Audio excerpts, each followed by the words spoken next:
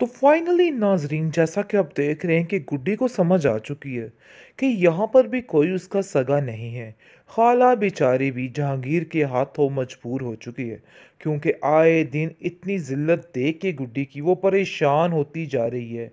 लेकिन वो गुड्डी को गलत समझना शुरू हो गई है कि वाकई में गुड्डी झूठ बोलने की आदी हो गई है।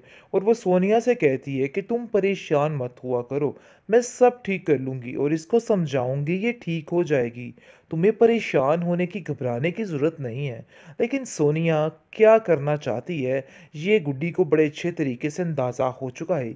वो सोनिया के पास आती है और बड़े ही धीमे लहजे में कहती है कि आप ही इन सारी हरकतों को छोड़ दीजिए।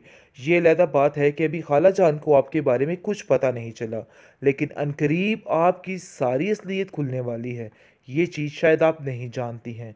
इस पर आप देखेंगे वो कहती है कि वो मेरी मामा है और मेरी बात का ही यकीन करेंगी। तुम्हें अंदर बोलने की कोई भी ज़रूरत नहीं है।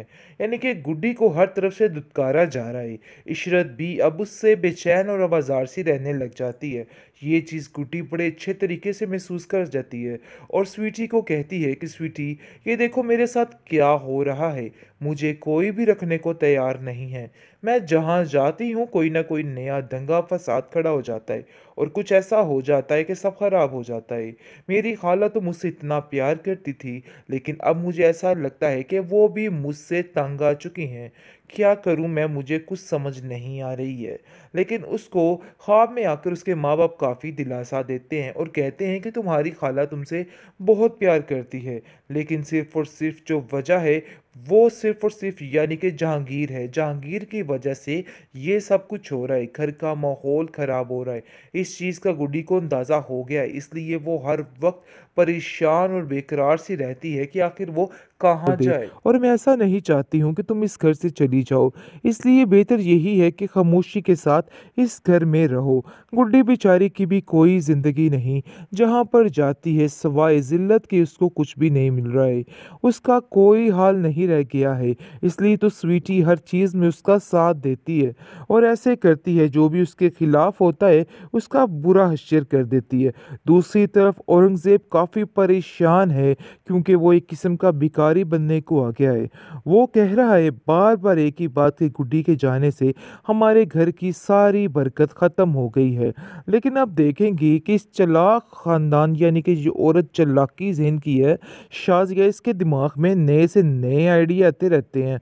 अब फिर इसको जहांगीर याद आ गया है और कहती है कि उससे कुछ पैसे लेके हम कारोबार शुरू कर लेते हैं।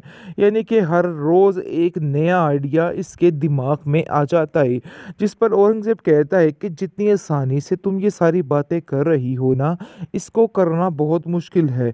इसलिए बेहतर यही है कि तुम अपने दिमाग को दुरुस्त रखो। तुम्हारी वजह से ही आज सब कुछ हुआ है। दोनों एक दूसरे के सारे राज जानते हैं, इसलिए खामोशी से एक दूसरे को बर्दाश्त कर रहे हैं।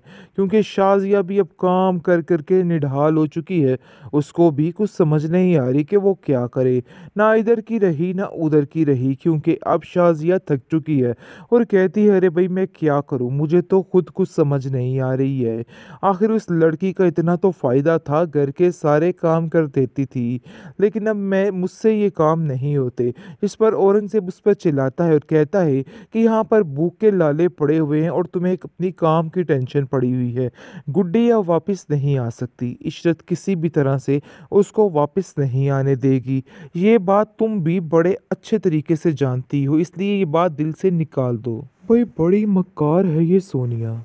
ऐसे हाथ धो के बेचारी गुड्डी के पीछे पड़ चुकी है कि गुड्डी को कुछ समझ नहीं आ रही कि आखिर ये क्या चाहती है और क्यों ये सब कुछ कर रही है। अरे भाई, वो कर कर के इन लोगों का थक गई, पकोड़े बना बना के थक गई, लेकिन ये लोग नहीं सुधरे। अफसोस की बात तो ये है कि इशरत भी अपनी बेटी का यकीन करने लग जाती है और कहती है कि गुड्डी इतनी मक्कार कैसे हो सकती है। वैसे मुझे लगता तो नहीं है, लेकिन बेचारी अपनी बेटी के हाथों मजबूर है। जहांगीर तो अब हाथ उठाने पर आ चुका है। इतना सख्त उसको गुस्सा होता है कि इशरत का कोई हाल नहीं रहता है।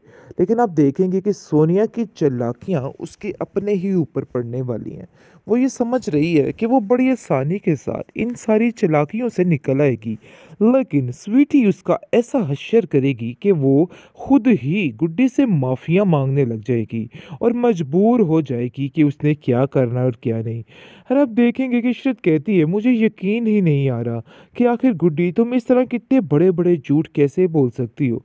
मैं तुम्हारा क्या करूं? मैं तुम्हारा सबके सामने साथ देती हूँ, इसका मतलब ये नहीं है कि तुम इस तरह की हरकतें शुरू कर दो। तुम अपने आप को ठीक करो। इस पर हमजा गुड्डी को कहता है कि मैं खुद डर से इस बारे में नहीं बोल पाता हूँ।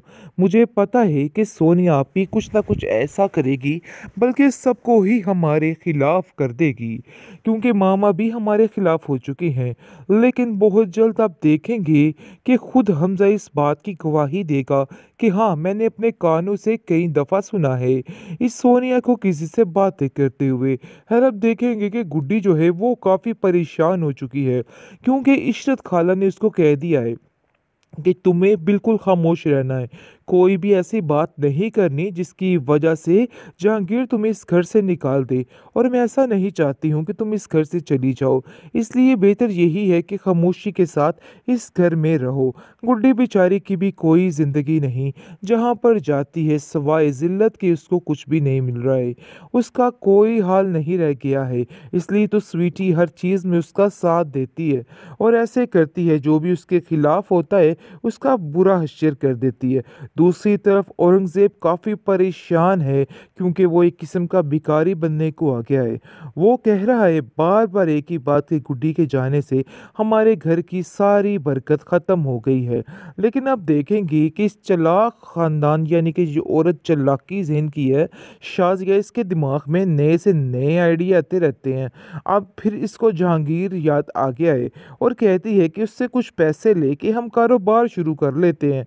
यानी कि हर रोज़ एक नया आइडिया इसके दिमाग में आ जाता है, जिस पर औरंगज़ेब कहता है कि जितनी आसानी से तुम ये सारी बातें कर रही हो ना, इसको करना बहुत मुश्किल है।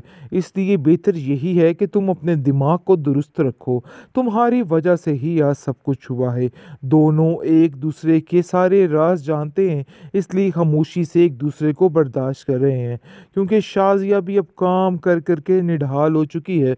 उसको भी कुछ समझ नहीं आ रही कि वो क्या करे।